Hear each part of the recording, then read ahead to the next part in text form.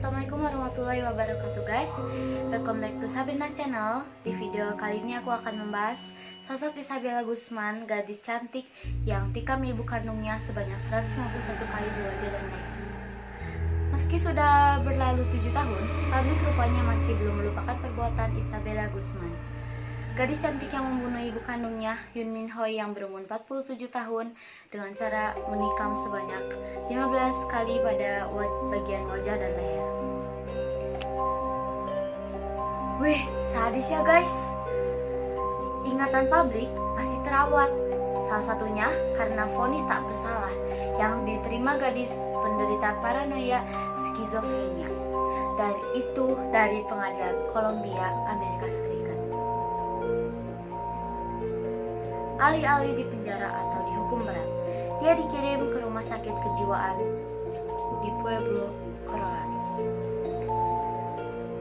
Dari penelusuran Indozone ID, Isabella rupanya sudah punya pacar ketika dia menghabisi nyawa ibunya. Pada hari ketika dia menikam ibunya, di kamar mandi lantai 2 rumahnya, seorang tetangganya melihat pacarnya lompat keluar dari rumah dengan ketakutan. Sehari sebelum menikam ibunya, Isabella juga sempat mengirimkan surel atau email kepada ibunya yang isinya, "Kau akan menulisnya." Menurut keterangan aparat setempat, dari hari ke hari Isabella semakin sering melawan ibunya yang diduga karena kesal ibunya menikah lagi. Dia dianggap semakin mengancam dan durhaka. Ketika menerima surel itu, ibunya sempat menelepon kepolisian Aurora dan meminta datang ke rumahnya karena saking ketakutan. Polisi pun datang memenuhi permintaan ibunya. Keesokan harinya, Isabella melancarkan aksinya di rumah ibunya di blok 2600 Jalan South 5. Ryan Hoy, suami ibunya atau ayah angkatnya, mengaku kalau dirinya sedang berada di rumah ketika pembunuhan itu terjadi.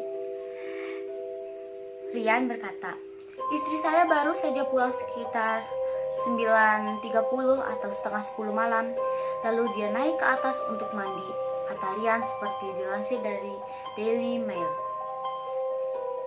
Ryan sempat mendengar teriakan istrinya, namun Isabella mengunci pintu kamar mandi dari daerah celah bawah pintu kamar mandi, dan saat itu dia sudah menduga kalau istrinya dibunuh.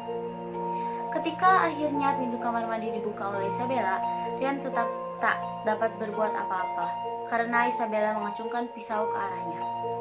Sambil melangkah keluar lalu menuruni tangga, Ryan hanya bisa terperangah melihat kondisi istrinya. "Saya mencoba membangunkan istri saya, tapi percuma kan dia sudah meninggal," katanya.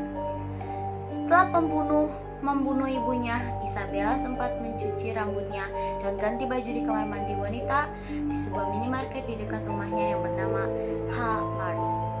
Menurut keterangan polisi, Isabella sempat mengarang cerita dengan memberitahu karyawan minimarket bahwa dirinya baru saja diperkosa dan meminta mereka untuk tidak melaporkannya kepada polisi. Dia juga menolak saat hendak diantarkan ke rumahnya dengan alasan takut ayahnya akan memarahinya. Beberapa jam kemudian, polisi menemukan jasad Yoon Min Hoy dalam keadaan mengenaskan di dalam kamar mandi lantai 2.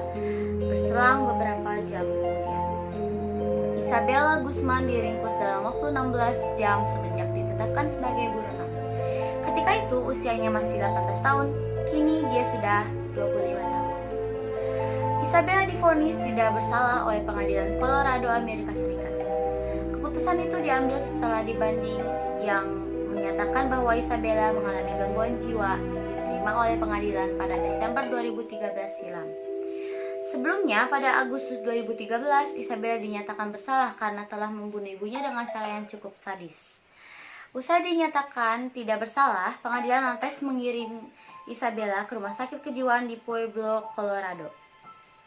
Sistem yang tidak hanya syarat dengan hukum atau penjara, tetapi juga terikat pada keadilan, dan Anda harus melihat komponen ini, yaitu kesehatan mental, tegas Broussel seperti dikutip dari The Daily Email. Perihal beberapa lama akan dirawat di rumah sakit tersebut, Broussel mengatakan bisa jadi sampai dokter negara bagian ini menentukan bahwa dia tidak lagi berisiko atau membahayakan bagaimana dirinya sendiri atau masyarakat. Menurut keterangan dokter yang merawatnya, Dr. Richard Pons, Isabella didiagnosa mengalami paranoia skizofrenia. Dia sering menatap ke ruang hampa, lalu bicara dengan seseorang yang tidak terlihat, dan dia tertawa sendiri, kata Dr. Richard. Pada awalnya, diberitakan bahwa Isabella menikam ibunya pada bagian wajah sebanyak 35 kali dan leher 51 kali. Namun, di dalam pengadilan terungkap bahwa total dia menikam ibunya sebanyak 151 kali. Jadi guys, itu adalah berita lama dan semoga gak terjadi lagi ya. Terima kasih udah nonton videoku. Jangan lupa buat like, comment, share, and subscribe. Dan jangan lupa klik notifikasi biar kalian